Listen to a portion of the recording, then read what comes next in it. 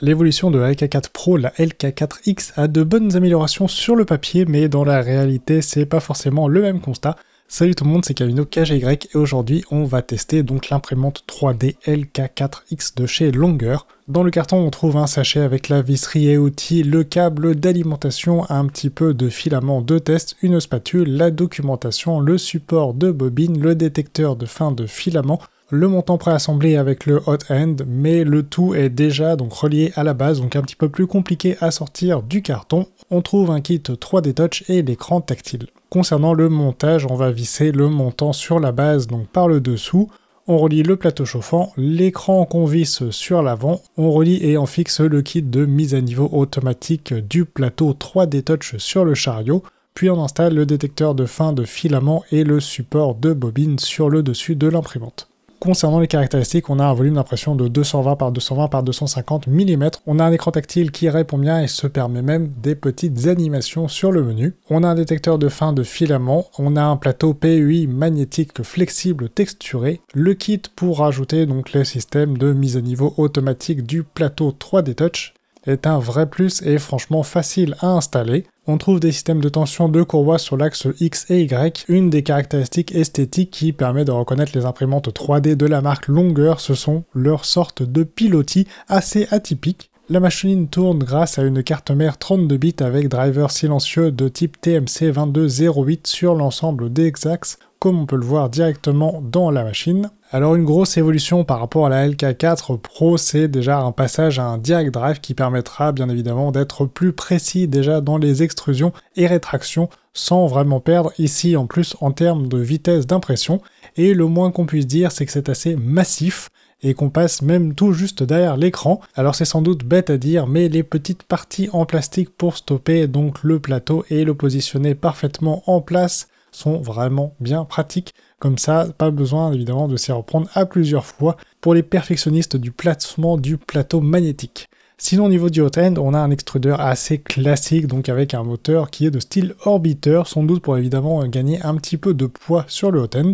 À améliorer déjà, je verrai le double refroidissement qui a un avantage donc sur cette machine, mais qui a l'air d'être orienté un petit peu trop haut, donc par rapport à ce qu'on souhaite donc imprimer et refroidir.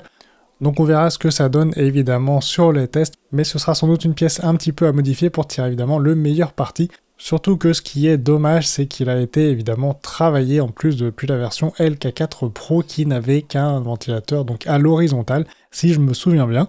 Et donc surtout que c'est une pièce qui est imprimée en plus en 3D, donc il pouvait évidemment faire quelques itérations assez rapidement, donc avec le modèle de départ.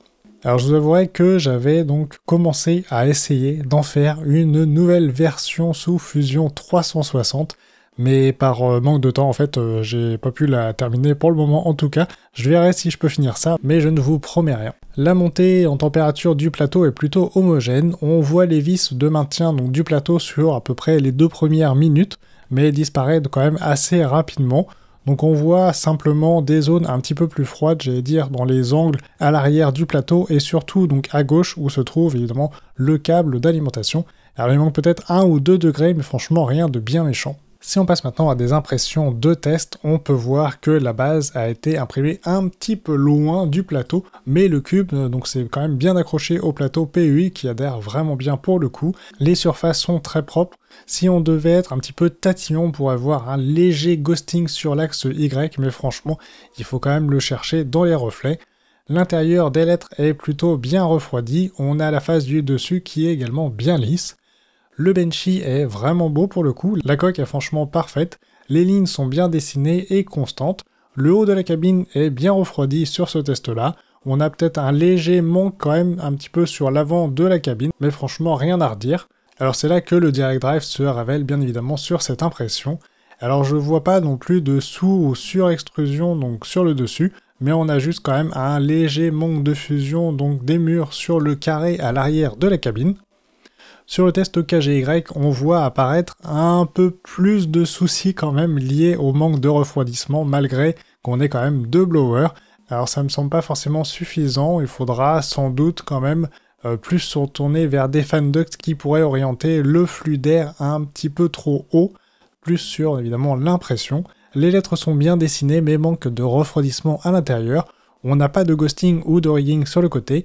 On a un peu de stringing à l'intérieur du modèle, le refroidissement donc est presque bon sur l'overhang, il manque un petit peu sur les angles les plus importants.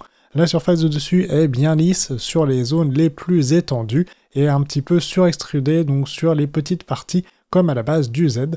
Le recouvrement avec les murs est peut-être un peu trop important sur le slicer pour cette imprimante.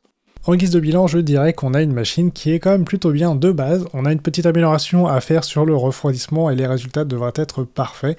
Alors je dois admettre que de manière générale, j'ai toujours trouvé que les imprimantes FDM longueur, donc avec la LK5 et LK4 Pro, ont toujours plutôt bien fonctionné du carton.